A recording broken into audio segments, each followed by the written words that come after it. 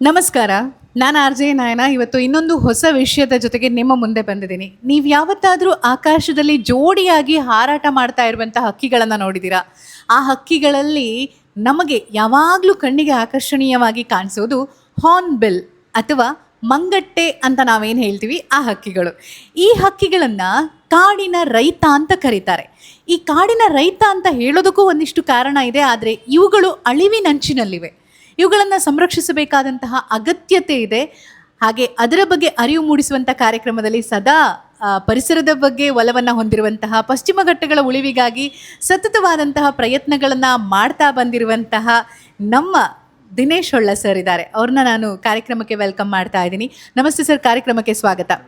ಸಹ್ಯಾದ್ರಿ ಸಂಚಯದ ವತಿಯಿಂದ ನಿಮ್ಮ ನೇತೃತ್ವದಲ್ಲಿ ಈ ಹಾರ್ನ್ಬಿಲ್ ಹಕ್ಕಿಗಳ ಒಂದು ಉಳಿವಿಗಾಗಿ ಚಿತ್ರವನ್ನು ಬಿಡಿಸಿ ಕಳಿಸಿ ಅನ್ನುವಂತಹ ಒಂದು ಸ್ಪರ್ಧೆಯನ್ನು ನಡೆಸಿದರೆ ಅದರ ಪ್ರದರ್ಶನ ನಡೀತಾ ಇದೆ ನಮ್ಮ ಮಂಗಳೂರಿನ ಪ್ರಸಾದ್ ಆರ್ಟ್ ಗ್ಯಾಲರಿಯಲ್ಲಿ. ಇದರ ಹಿಂದಿರುವಂತಹ ಯೋಚನೆ ಬಗ್ಗೆ ಹೇಳ್ಬೋದಾ?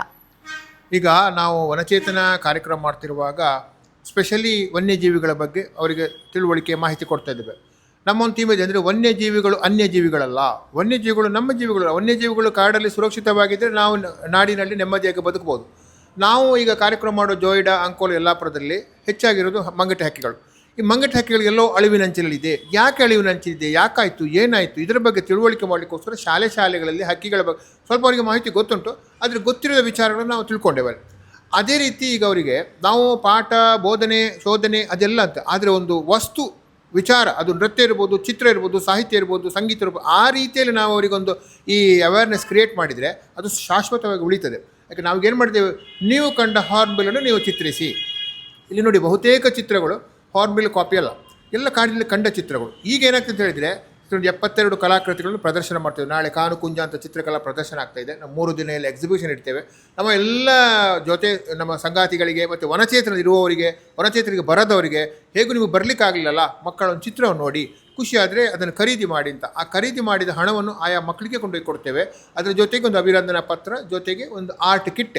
ಮುಂದಿನ ವರ್ಷದಲ್ಲಿ ಅವ ಇನ್ನಷ್ಟು ಚಾಲೆಂಜಿಗಾಗಿ ಇನ್ನೂ ನಾನು ಹಾರ್ನ್ಬಿಲ್ ಚಿತ್ರ ಮಾಡ್ತೇನೆ. ನೋಡಿ, ಚಿತ್ರದಲ್ಲಿ ಬದಲಾವಣೆ ಬಂತು. ಆ ಹಾರ್ನ್ಬಿಲ್ಗೆ ಗಮನ ಹರಿಸ್ತಾನೆ. ಡೈಲಿ ಶಾಲೆಯಿಂದ ಬರುವಾಗ ಈವರೆಗೆ ನೋಡಲಿಲ್ಲ ಇತ್ತು, ಕೂಗು ಮಾತ್ರ ಕೇಳ್ತಿದ್ದ. ಈಗ ಚಿತ್ರಕ್ಕೋಸ್ಕರ ಅದರ ಅವಯವ, ಅದರ ಹಕ್ಕಿ, ಅದರ ಎಲ್ಲವನ್ನು ಗಮನಿಸ್ತಾನೆ. ನೋಡಿ, ಅಲ್ಲೊಂದು ಕ್ರಿಯೇಟ್ ಆಯಿತು. ಆಮೇಲೆ ಅಪ್ಪ ಅಮ್ಮಂದ್ರಿಗೆ ಹೆಚ್ಚಿನವ್ರಿಗೆ ಗೊತ್ತಿಲ್ಲ, ಯಾಕೆ ಅವರಲ್ಲೇ ಶಿಕ್ಷಣ ವಂಚಿತರು ಮತ್ತು ಕೂಲಿ ಕೆಲಸ ಹೋಗೋರು, ಅವರಿಗೆ ಇದರ ಬದುಕಿನ ಬಗ್ಗೆ ಗೊತ್ತಿಲ್ಲ. ನೋಡಿದ್ದಾರೆ, ಮಾಡಿದ್ದಾರೆ, ಎಲ್ಲ ಒಂದು ಕಡೆ ಗೊತ್ತಿಲ್ಲ, ಸ್ವಲ್ಪ ಹೊಡೆದು ಇದು ಮಾಡಿಸೋ ಉಂಟು. ಈಗ ಈ ರೀತಿ ಆದರೆ ಮಗು ಹೋಗಿ ಹೇಳ್ತದೆ ಅಪ್ಪನ ಹತ್ರ, ಅಪ್ಪ ನೋಡು, ನಾನು ಚಿತ್ರ ಮಾಡಿ ನನಗೆ ಹಣ ಬಂದಿದೆ, ಸರ್ಟಿಫಿಕೇಟ್ ಕೊಟ್ಟಿದೆ, ಅಭಿನಂದನೆ ಕೊಟ್ಟಿದ್ದಾರೆ, ನಾನೇ ಇದರ ಫ್ರೆಂಡ್. ಈಗ ಹಾರ್ನ್ಬಿಲ್ ಫ್ರೆಂಡ್ ಆದ ನಾವು. ಆಗ ಅಪ್ಪನಿಗೆ ಹೇಳ್ತಾರೆ, ಅಪ್ಪ ನೀನು ಏನೇನು ಮಾಡು, ನಿನ್ನ ಫ್ರೆಂಡ್ಸ್ಗಳಿಗೆಲ್ಲ ಹೇಳು, ಹಾರ್ನ್ಬಿಲ್ಲಿಗೆ ಏನು ಮಾಡಬೇಡ, ಪಟ್ಟು ಅದು ನನ್ನ ಫ್ರೆಂಡ್, ನಿನ್ನ ಮಗು, ನಿನ್ನ ಮಗಳು. ನೋಡಿ, ಈ ಬದಲಾವಣೆ, ಭಾವನಾತ್ಮಕವಾದ ಬದಲಾವಣೆ ಆಗ್ತದೆ. ಇದರಲ್ಲಿ ಈಗ 72 ಚಿತ್ರಗಳು ಖರೀದಿ ಆಗ್ತದೆ.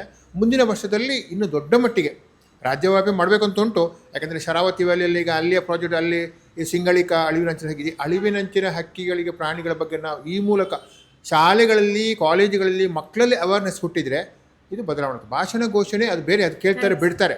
ಇದು ನೋಡಿ, ಎಲ್ಲ ಮನೆಯಲ್ಲಿ ಚಿತ್ರಗಳು, ಎಲ್ಲ ಮಂಗಳೂರಿನ ಎಲ್ಲ ಇದರಲ್ಲಿ ಚಿತ್ರಗಳಿರುವಾಗ ಒಂದನೇದಾಗಿ ಚಿತ್ರಕ್ಕೆ ವ್ಯಾಲ್ಯೂ ಯಾಕೆ ಹೇಳಿದರೆ, ಮಿತ ದರದಲ್ಲಿ ಇಟ್ಟಿದ್ದೇವೆ, 500, 700, 1,000. 2 ವಿಚಾರ. ಒಂದು, ಅಡವಿಯ ಬುಡಕಟ್ಟು ಮಗು ಒಂದು ಚಿತ್ರಕಲೆಗೆ ಯಾರೂ ಗುರುಗಳಿಲ್ಲದೆ ತನ್ನ ಸ್ವಂತ ಇದರಿಂದ ಒಂದರ ಕಲೆಯ ಅಭಿವ್ಯಕ್ತಿ ಆಯಿತು. ಇನ್ನೊಂದು, ನಾವು ಇವತ್ತು ಟ್ಯಾಪಲ್ಲಿ ನೀರಿಸಬೇಕಾದ್ರೆ, ಲೈಟ್ ಹಾಕಬೇಕಾದ್ರೆ, ಈ ಕರೆಂಟು, ಈ ನೀರು, ಈ ಗಾಳಿ, ಈ ಮಳೆ ಎಲ್ಲ ಬರೋದು ಕಾಡಿಂದ. ಕಾಡಲ್ಲಿ ಅದಕ್ಕೆ ಅಗೋಚರವಾಗಿ ಮೂಲ ಪಾತ್ರಧಾರಿ ಮಂಗಟೆ ಹಕ್ಕಿಗಳು.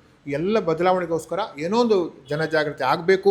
ವನಚೇತನದಿಂದ ಇನ್ನು ಮುಂದಿನ ಕಾರ್ಯಕ್ರಮಗಳಲ್ಲಿ ಮುಂದಷ್ಟು ಇದರ ಬಗ್ಗೆ, ವನ್ಯಜೀವಿಗಳ ಬಗ್ಗೆ, ಕಾಡಿನ ಬಗ್ಗೆ ಆಗಬೇಕು ಅಂತ ಈ ನಮ್ಮದೊಂದು ಪ್ರಯತ್ನ. ಇನ್ನು ಹಾರ್ನ್ಬಿಲ್ ಹಕ್ಕಿಗಳು, ನಾನು ಹೇಳಿದೆ, 2 ಒಟ್ಟಿಗೆ ಇರೋದನ್ನು ನಾವು ಹೆಚ್ಚಾಗಿ ಕಾಣ್ತೀವಿ. ಉದ್ದವಾದಂಥ ಕೊಕ್ಕಿದೆ.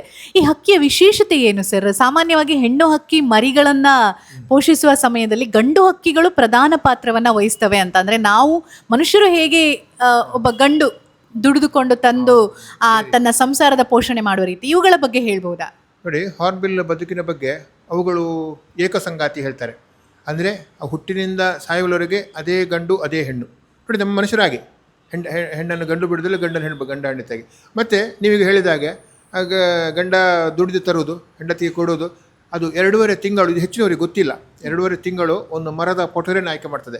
ಅಂದರೆ ಆ ಹೆಣ್ಣು ಹಾರ್ನ್ಬಿಲ್ ಒಳಗೆ ಹೋಗಿ ಕೂತ್ಕೊಳ್ಳುವಷ್ಟು ಮತ್ತು 3 ಮರಿಗಳು ಬೆಳೆಯುವಷ್ಟು ಎರಡು ಕೂಡ.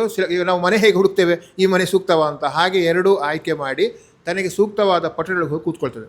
ಅದಕ್ಕೆ ಗಂಡು ಹಕ್ಕಿ ಸೇಫಾಗಿ ಅದಕ್ಕೆ ಸ್ವಲ್ಪ ಎಲ್ಲ ಮಣ್ಣು ಮೇಣದಿಂದ ಲಾಕ್ ಮಾಡಿ ಬಂದು ಮಾಡಿಬಿಡ್ತದೆ, ಕೊಕ್ಕು ಮಾತ್ರ ಹೊರಗಿಟ್ಟು. ನೋಡಿ, ಮೊಟ್ಟೆ ಇಟ್ಟು ಮರಿಯಾಗುವವರೆಗೆ ಸಾಧಾರಣ ಒಂದು 2 ರಿಂದ 2.5 ತಿಂಗಳು ಹೆಣ್ಣು ಹೊರಗೆ ಬರಲಿಕ್ಕಿಲ್ಲ, ಬಂದಿ ಆಗಿರ್ತದೆ. ಗಂಡು ಮೇಲೆ ಅದಕ್ಕೆ ಆಹಾರ ತಂದು ಕೊಡೋದು. ಈ 2.5 ತಿಂಗಳಲ್ಲಿ ಆಹಾರ ತಂದು ಕೊಡುವಾಗ ಅಕಸ್ಮಾತ್ ಮಿಡ್ಲಲ್ಲಿ ಏನಾದರೂ ಗಂಡು ಹಕ್ಕಿಯನ್ನು ಯಾರಾದರೂ ಹಂಟಿಂಗ್ ಮಾಡಿದರೆ, ಕೊಂದರೆ ಅಥವಾ ಏನಾದರೂ ಆದರೆ ದೊಡ್ಡ ದುರಂತ ಅದು. ಯಾಕೆಂದರೆ ಇಲ್ಲಿ ಗಂಡು ಹಕ್ಕಿ ಹೋಯಿತು, ಇಲ್ಲಿ ತಾಯಿ ಹಕ್ಕಿ, 3 ಮರಿ ಹಕ್ಕಿಗಳು ಹಸಿವಿನಿಂದ ಸತ್ತೋಗ್ತವೆ. ಈಗ ಹಂಟಿಂಗ್ ಮಾಡೋರಿಗೆ ಹೇಳ್ತಾರೆ ಇಲ್ಲಿ 1000 ಗಟ್ಟಲೆ ಉಂಟು ಅಂತ. ಅದಲ್ಲ, ನೀವು ಕೊಲ್ಲೋದು ಗಂಡನ್ನೇ, ಹೆಣ್ಣು ಯಾವಾಗಲೂ ಕಾಣಲಿಕ್ಕೆ ಸಿಗೋದಿಲ್ಲ, ಅದು ಒಳಗಿರ್ತದೆ. ಗಂಡು ಹಕ್ಕಿಯನ್ನು ಕೊಲ್ಲೋದು, ಆದ ಕಾರಣ ಅದು ಅಳಿವಿನಂಚಿಗೆ ಬಂದಿದೆ. ಈ ವಿಷಯವನ್ನು ನಾವು ಇಲ್ಲಿ ಚಿತ್ರದಲ್ಲಿ ಕೂಡ ಹಾಕಿದ್ದೇವೆ, ನಾಳೆ ಬಂದವರಿಗೂ ಹೇಳ್ತೇವೆ. ಮತ್ತು ಪಕ್ಷಿ ತಜ್ಞರಾದ ಅರವಿಂದ ಕುಡ್ಲೋರು ಹೇಳ್ತಾರೆ. ಈ ವಿಷಯ ಎಲ್ಲರಿಗೂ ಅರ್ಥ ಆದರೆ, ಅಲ್ಲಿಯ ಕಾಡಿನವ್ರಿಗೂ ಅರ್ಥ ಆದರೆ ಇದು ಮಾಡಿದ್ದು ಸಾರ್ಥಕ. ಖಂಡಿತ. ನಿಮ್ಮ ಸುತ್ತಮುತ್ತ ಕೂಡ ಕೇವಲ ಉತ್ತರ ಕನ್ನಡ ಅಂತಲ್ಲ, ದಕ್ಷಿಣ ಕನ್ನಡ ಇರ್ಬೋದು ಅಥವಾ ಉಡುಪಿ ಇರ್ಬೋದು, ನಮ್ಮ ಕರಾವಳಿ ಜಿಲ್ಲೆಗಳಲ್ಲಿ ಪಶ್ಚಿಮ ಘಟ್ಟದ ಅಂಚಿನಲ್ಲಿರುವಂಥ ಎಲ್ಲ ಊರುಗಳಲ್ಲೂ ಕೂಡ ಈ ಹಾರ್ನ್ಬಿಲ್ ಹಕ್ಕಿಗಳನ್ನು ನಾವು ಕಾಣ್ಬೋದು. ಕಪ್ಪು ಮತ್ತು ವೈಟ್ ಮಿಶ್ರಿತ ದೊಡ್ಡದಾದಂತಹ ಕೊಕ್ಕು. ನಮ್ಮಲ್ಲಿ ಪಶ್ಚಿಮ ಘಟ್ಟದಲ್ಲಿ ಕಾಣುವಂಥದ್ದು ಮಲ್ಬರ್ ಗ್ರೇ, ಅದು ಗ್ರೇ ಬಣ್ಣದಲ್ಲಿರೋದು.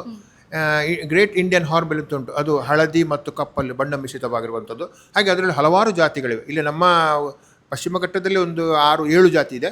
ಮತ್ತು ನಿಮ್ಮ ಅಸ್ಸಾಂ ಉತ್ತರ ಭಾರತದಲ್ಲಿ ಹಲವಷ್ಟು ಪ್ರಭೇದಗಳಿವೆ. ಉತ್ತರ ಭಾರತದಲ್ಲಿ ಈಗಲೂ ಅದನ್ನು ಧಾರ್ಮಿಕ ವಿಚಾರದಲ್ಲಿ ದೇವರು ಅಂತ ನೋಡಿಕೊಳ್ತಾರೆ. ಹಾಗೆ ಇಲ್ಲಿ ಕೂಡ ಆ ರೀತಿ ಒಂದು ಆ್ಯಕ್ಚುಲಿ ಹಕ್ಕಿಗಳೆಲ್ಲ ದೇವರೇ.